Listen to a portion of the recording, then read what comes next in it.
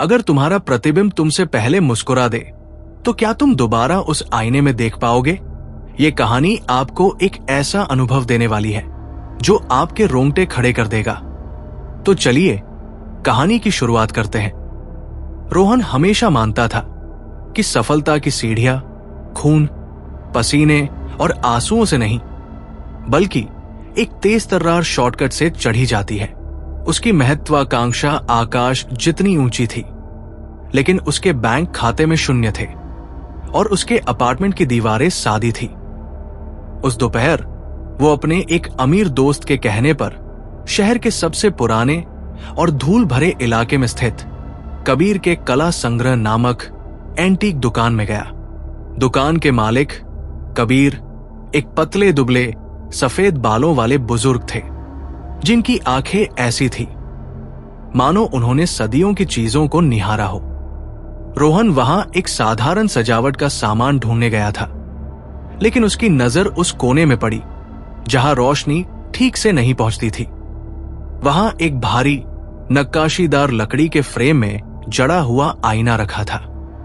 उसका फ्रेम गहरा काला पड़ चुका था और ऊपर की ओर दो सर्पिल आकृतियां बनी हुई थी जो एक मुकुट का भ्रम पैदा करती थी। शीशा इतना साफ था कि उसमें देखने पर ऐसा लगता था जैसे आप अपनी ही गहराई को निहार रहे हों। रोहन ने कबीर से उसके बारे में पूछा। कबीर ने एक धीमी, थकी हुई आह भरी। बेटा, वो आईना नहीं है, वो एक द्वार है। रोहन हंसा। द्वार?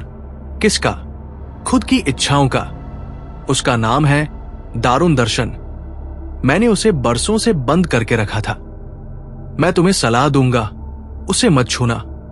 उसकी कोई कीमत नहीं है। कबीर की चेतावनी रोहन के लिए केवल एक विज्ञापन जैसी थी। वो आईना उसे अपनी ओर खींच रहा था। रोहन ने आईने के पास जाकर उसे छुआ। फ्रेम बर्फ की तरह ठंडा था, भले ही बाहर गर्मी थी। जैसे ही उसकी उंगलियां शीशे से लगी, उसे एक हल्का सा झटका लगा। उसकी आंखों के सामने एक पल के लिए एक धुंधली छवि कौंधी। एक औरत जिसके चेहरे पर दर्द था। मुझे ये आईना चाहिए, रोहन ने स्थिर आवाज में कहा। कबीर ने सिर हिलाया। जो आदमी अपनी बर्बादी खरीदना चाहे उसे कौन रोक सकता है? कीमत तुम जो चाहो दे देना। मैं इस शाप से छुटकारा चाहता हूं। रोहन ने कुछ हजार रुपए दिए और कबीर ने एक अजीब शांति के साथ भुगतान स्वीकार कर लिया। जैसे ही रोहन दुकान से बाहर निकला, उसने मुड़कर देखा। कबीर दुकान का दरवाजा बंद कर रहे थे और उन्होंने रोहन की ओर ऐसे देखा मानो वो उसे आखिरी बार देख रहे हों। रोहन ने आईने को अपने लिविंग रूम में लगाया। यह लगभग 6 फीट ऊंचा था और पूरे कमरे को एक शाही और भयावह रूप दे रहा था।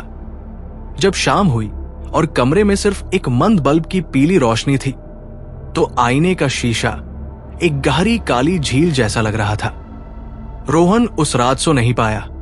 वो अपनी नौकरी में प्रमोशन चाहता था, जो उसके सीनियर मिस्टर शर्मा की वजह से अटका हुआ था। मिस्टर शर्मा उसे हमेशा नीचा दिखाते थे। आधी रात को रोहन उठा और आईने के सामने खड़ा हो गया। उसने आईने में अपने चेहरे को देखा। वो आईना केवल रोहन को नहीं दिखा रहा था, ये उसके पीछे के पूरे कमरे को एक अजीब हरे रंग की चमक में ढक रहा था। रोहन ने हिचकिचाते हुए बुदबुदाया, मैं प्रमोशन चाहता हूं। मैं मिस्टर शर्मा से ऊंचा उठना चाहता हूं। जैसे ही ये शब्द उसके मुंह से निकले, आईने के शीशे के भीतर एक हलचल हुई। रोहन की परछाई थोड़ी सी तिरछी हो गई। शीशे के अंदर उसकी अपनी आंखें कुछ देर के लिए लाल हुई और उसे लगा कि आईना उसकी बात को स्वीकार कर रहा है। अगले दिन दफ्तर में रोहन ने सुना कि मिस्टर शर्मा को दिल का दौरा पड़ा है और उन्हें इमरजेंसी छुट्टी लेनी पड़ी है। अचानक एक बड़ा प्रोजेक्ट रोहन को सौंप दिया गया। उसने प्रोजेक्ट को सफलतापूर्वक पूरा किया और 1 हफ्ते के भीतर उसे वही पद मिल गया जिसकी उम्मीद उसे सालों से थी। वो खुश था। ये एक संयोग हो सकता था, लेकिन रोहन के दिमाग में एक विचार कौंधा, क्या ये आईना था? आईने के रहस्यमयी असर से रोहन के जीवन में आत्मविश्वास आया, जो जल्द ही अहंकार में बदल गया। उसकी प्रेमिका नेहा ने यह बदलाव नोटिस किया। रोहन, तुम आजकल बहुत अलग हो। तुम्हारे घर में वो नया आईना है ना, वो डरावना लगता है। नेहा ने एक शाम कहा। यह बस एक एंटीक पीस है नेहा, शांत रहो, रोहन ने जवाब दिया। लेकिन उसकी नजरें बार बार आईने की ओर जा रही थी। नेहा आईने के सामने खड़ी हुई। इसमें देखने पर अजीब सी ठंडक महसूस होती है, और रोहन, तुम्हारी परछाई पहले से ज्यादा गहरी लगती है। रोहन ने उसे खींचकर दूर किया। वो नहीं चाहता था कि कोई भी इस जादुई चीज को बांटे। वो उसे सिर्फ अपने लिए चाहता था। कुछ दिनों बाद रोहन एक बड़ी आर्थिक समस्या में फंस गया। उसे तुरंत भारी रकम की जरूरत थी और उसके पास कोई रास्ता नहीं था। निराश होकर वो फिर से आईने के सामने गया। इस बार वो आत्मविश्वास से भरा था। मुझे पैसा चाहिए, उसने आदेश भरे स्वर में कहा। इतना पैसा कि मैं इस शहर का सबसे अमीर आदमी बन जाऊं। इस बार आईने की प्रतिक्रिया और भी तीव्र थी। शीशे के अंदर रोहन की परछाई ने मुस्कुराना शुरू कर दिया, एक धीमी रहस्यमय मुस्कान। और उस मुस्कान के पीछे रोहन ने पहली बार साफ देखा दर्जनों धुंधली जकड़ी हुई आकृतियां। वे आकृतियां आईने की गहराई में थी। वे रोहन को देख रही थी, हाथ जोड़कर भीख मांग रही थी। उनके चेहरे पर ऐसी पीड़ा थी कि रोहन की रीढ़ तक सिहर उठी। वो डर के मारे पीछे हट गया। तभी आईने में से एक आवाज आई जो सीधे उसके दिमाग में गूंजी। ये उसकी अपनी आवाज थी, लेकिन उसमें हजारों आत्माओं का दर्द घुला हुआ था। इच्छा पूरी होगी, बस एक छोटा सा कर्ज। रोहन डर गया, लेकिन पैसे की जरूरत भारी थी। उसने आईने से नजरें नहीं हटाई। अगले ही दिन उसे पता चला कि उसके दूर के चाचा, जिनसे वो कभी मिला भी नहीं था, एक सड़क दुर्घटना में मारे गए हैं। रोहन अकेला वारिस था। उसे एक विशाल संपत्ति विरासत में मिली, ठीक उतनी ही जितनी उसने मांगी थी। अब वो करोड़पति बन चुका था। डर तो था, लेकिन पैसा उसके डर पर हावी हो गया। उसने आईने की भयानक सच्चाई को अनदेखा करना शुरू कर दिया। जैसे जैसे रोहन आईने का इस्तेमाल करता गया, अमीर बनने, प्रतिद्वंद्वियों को बर्बाद करने और शक्ति पाने के लिए उसकी आत्मा पर अंधेरा घना होता गया। हर इच्छा पूरी होने के बाद वो शीशे में नई आकृतियां देखता था। अब वे धुंधली नहीं रही, स्पष्ट होने लगी थी। उनमें से एक मिस्टर शर्मा की तरह दिखती थी, जो दर्द से अपना सीना पकड़े हुए थे। एक रात रोहन आईने के सामने बैठा था। शराब पीते हुए उसने पूछा, तुम क्या हो? आवाज फिर गूंजी, मैं वो हूं जो तुम हो सकते हो। मैं तुम्हारी इच्छाओं का आईना हूं, और हर इच्छा की एक कीमत होती है। कीमत क्या है? रोहन ने कांपते हुए पूछा। हर इच्छा पूरी होने पर तुम्हारी आत्मा का एक टुकड़ा यहां कैद हो जाता है। जब तुम पूरी तरह खाली हो जाओगे तो तुम भी इनके साथ मेरे भीतर की परछाई बन जाओगे। रोहन चिल्लाया। उसने आईने को तोड़ना चाहा। उसने एक लैंप उठाया और उसे आईने पर फेंक दिया, पर जैसे ही लैंप हवा में था, समय थम गया। आईने की सतह पर एक अदृश्य ढाल बन गई और लैंप हवा में ही रुक गया। तुम मेरे बिना कुछ नहीं हो रोहन। तुम्हारे सारे सुख, तुम्हारा सारा धन, सब मैंने दिया है। अब तुम मुझे नष्ट नहीं कर सकते। तुम अब मेरी एक और परछाई हो। आईने में कैद सभी आत्माएं एक साथ रोई।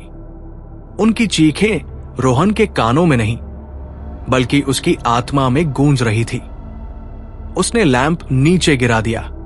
वो समझ गया, वो उस आईने से हमेशा के लिए जुड़ चुका था। अगली सुबह रोहन बाहर गया और अपनी जिंदगी का सबसे भयानक काम किया। जब वो लौटा तो उसकी आंखें खाली और ठंडी थी। उसने आईने के सामने खड़े होकर अपनी अंतिम और सबसे काली इच्छा बुदबुदाई। इस बार आईने में कोई परछाई नहीं रोई। रोहन की अपनी परछाई आईने से बाहर निकली। एक पल के लिए दोनों आमने सामने खड़े रहे। फिर परछाई ने रोहन पर हमला किया। उसकी चीखें उस अंधेरे कमरे में गुम हो गई। रोहन अब उस आईने का बंदी बन चुका था। बाहर से वो सामान्य दिखता था, महंगे सूट, आलीशान गाड़ी, पर उसकी आंखों में अब कोई रोशनी नहीं थी। कभी कभी रात में पड़ोसी कहते कि उसके अपार्टमेंट से 2 आवाजें आती हैं, दोनों एक जैसी, पर एक में करुणा और दूसरी में अंधकार। एक रात जब तूफान जोरों पर था, बिजली गुल हो गई। रोहन मोमबत्ती लेकर आईने के सामने पहुंचा। आईना अब वैसा नहीं था।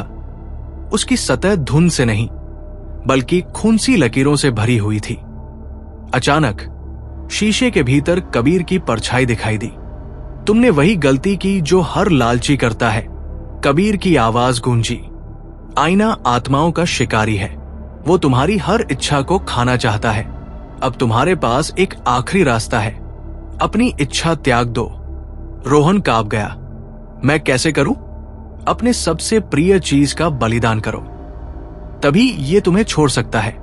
कबीर की आवाज धीरे धीरे धुंधली हो गई। रोहन ने चारों ओर देखा, महंगी चीजें, दौलत, सफलता, लेकिन फिर उसकी नजर एक पुरानी तस्वीर पर पड़ी, नेहा की तस्वीर, जो अब उसे छोड़कर जा चुकी थी।